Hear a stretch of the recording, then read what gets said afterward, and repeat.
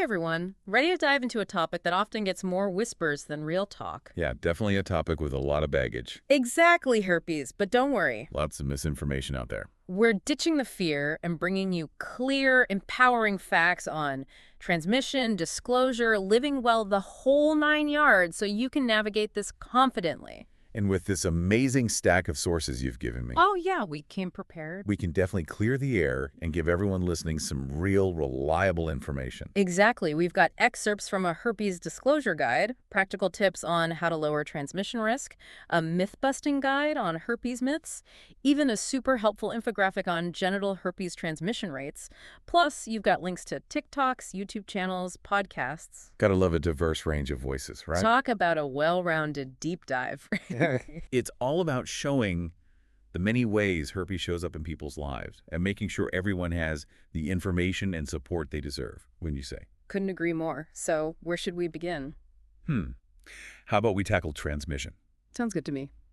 That infographic on genital herpes transmission rates seems like a good place to start, right? Yeah, let's do it. One thing that jumps out is how much the transmission risk changes depending on if someone has symptoms or not. Oh, you mean like if someone doesn't even know they have it? Exactly. That's the tricky part. So what are the chances, really? Okay, so with a symptomatic partner, unprotected, it's about a 20% chance. But here's the thing. With an asymptomatic partner, it drops to around 10%. Wow, that's a huge difference. It's huge. And this is why understanding something called asymptomatic shedding is so important. Asymptomatic shedding, that sounds kind of scary. It's basically the virus being sneaky. It can be there, ready to transmit, even without any of those classic signs. Wow, so even if someone seems perfectly healthy. That's the thing, yeah. Okay, so much for assuming definitely highlights why open conversations with partners are key. But before we get to disclosure, what about protection? Oh, yeah, condoms. The infographic shows they make a real difference. They do. Condoms, they're like superheroes. They cut the chance of transmission by, get this, 30%. 40%, that's amazing. And wait, it gets even better. Add in suppressive antiviral treatment, and you cut that rate in half again. Seriously. Double whammy against transmission. That's so reassuring to hear. It means that even though herpes is lifelong, there are things people can do to really reduce the risk of passing it on. Absolutely. It's all about informed choices, really. Yeah. Which brings up a question for everyone listening. If you were thinking about getting intimate with someone new, what are the key things you'd need to know to feel good about making decisions about your health? Such a crucial question. And speaking of things we should all know, let's tackle some of those myths about herpes. This myths about herpes guy is about to be our myth-busting weapon. Love it. First up, can you get herpes from toilet seats or sharing a drink? Oh, okay, let me put that one to bed right now. Absolutely not. So it's not lurking on surfaces. Nope. Herpes is actually pretty fragile. It needs direct skin-to-skin contact to spread. Good to know. No need to be afraid of toilet seats or your friend's drink. Myth officially busted. Okay, how about this one? Herpes is only contagious when there are visible sores. True or false? False, and this is a big one. Remember asymptomatic shedding. Right, the sneaky virus. That's the thing. It can be transmitted even when everything looks okay. So even if someone seems perfectly healthy. Yep, unfortunately. That's why open communication is so important. Absolutely. And regular testing, knowing your own risk factors, all crucial. Okay, next myth on the shopping block. People with herpes have constant outbreaks. Is that even true? Not a chance. Outbreak frequency is different for everyone. So it's not like this never-ending cycle of outbreaks. Definitely not. Some folks might get them a few times a year, others just once, and some even less. And the guide talks about things you can do to manage and reduce them, right? Exactly. It's not this hopeless situation some people make it out to be. That's great to hear. All right, one last myth, and this one feels particularly loaded. The idea that a herpes diagnosis means your dating life is over. Ugh, the stigma is real. It's tough. But completely untrue. Tons of people with herpes have amazing, loving relationships. It's about being informed, being responsible, and finding partners who are open to learning. Exactly. And that brings us to disclosure, that all-important conversation. Yeah, it's a big one. This herpes disclosure guide is about to become everyone's new best friend.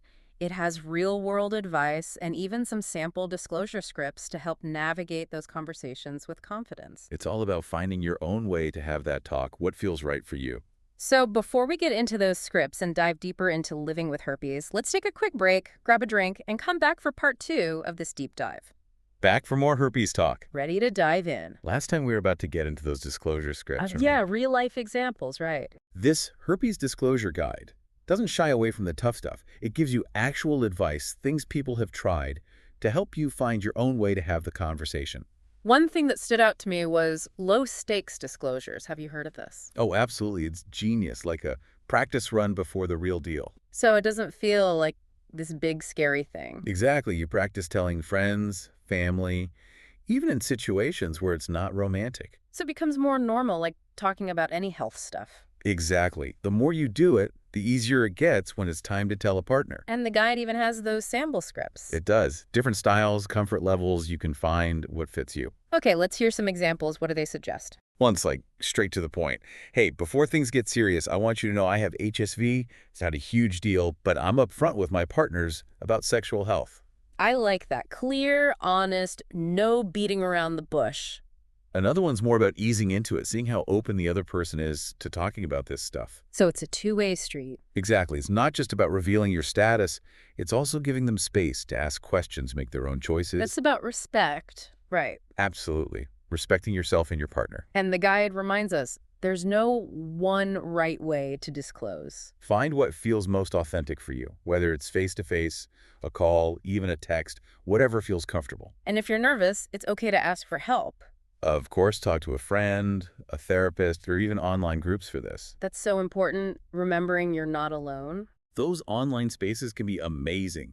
Information, advice, just knowing others get it. It's about breaking down the stigma, talking openly about sexual health. Before we move on, though, we need to talk about the emotional side of this. It's a roller coaster sometimes. That initial diagnosis can be really tough. It's real, those feelings of shock, fear, even shame. It's all valid. The Herpes Disclosure Guide actually shares some incredibly powerful stories, people who've gone through those feelings and come out stronger. One person said, "The more comfortable you are with it, the easier it is to tell others." It's about owning your experience, knowing it doesn't define you.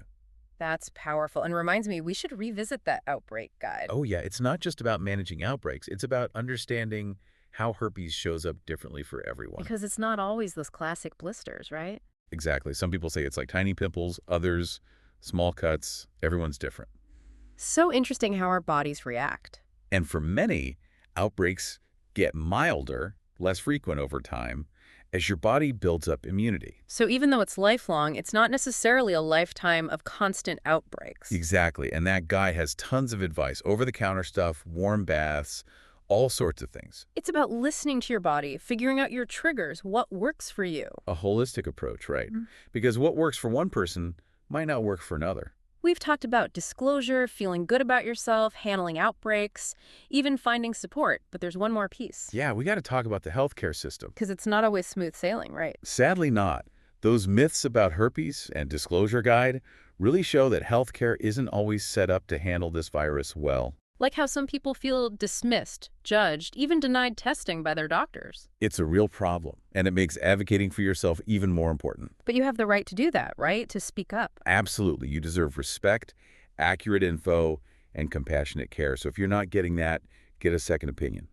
That's so important to remember you have options. And speaking of options, the Disclosure Guide has tips on finding herpes-savvy doctors. Oh, yeah. It even says to ask friends for recommendations, check online, contact sexual health clinics directly. It's about building a team that really gets you. Exactly. Someone knowledgeable, up to date, who won't judge your sexual health. And remember, you don't have to disclose to every doctor. It's your choice. But if you do, finding someone who listens without judgment is key. The Disclosure Guide also talks about navigating the system in general, like getting tested, finding affordable treatment. It mentions websites like YCSP and Cost Plus Drugs, Yeah. right, for meds. Yeah, and alternative stuff, like lysine supplements. Some people find those helpful. It's about having the whole picture. And speaking of having the whole picture, what about preventing transmission? That How to Lower Transmission Risk Guide is a goldmine for that. It really emphasizes those open conversations with partners. And using condoms consistently, plus, of course, suppressive therapy makes a huge difference. It even breaks down those transmission rates, how much antiviral meds lower the risk. It's amazing how much those meds can do. And it talks about things like the difference in risk between men and women. Remember that infographic on genital herpes transmission rates? Oh yeah, those stats were eye-opening. It all comes back to being informed, knowing what to discuss with partners. And then that whole asymptomatic shedding thing pops up again. The sneaky virus strikes again. It's a good reminder that herpes can be transmitted even when there are no signs. The guide even gives tips on HWFA to have those conversations with partners, which can feel awkward. It suggests calling it a sexual health check-in, like talking about condoms or other STIs. Normalizing the conversation, making it easier to be open. It builds trust and intimacy, which is so important. So we've covered a lot in this deep dive. Myths, disclosure, healthcare, so much good info. It's been quite the journey. And remember, you can always revisit those links in the show notes. Keep learning, keep asking questions. Connect with others who get it. You're not alone. As that disclosure guide says, everyone deserves love and happiness. Herpes does not change this fact at all. Couldn't said it better myself. Thanks for diving into this topic with us. We hope you feel informed, empowered, and ready to navigate this part of life with confidence. And remember, you got this. Until next time, take care, everyone.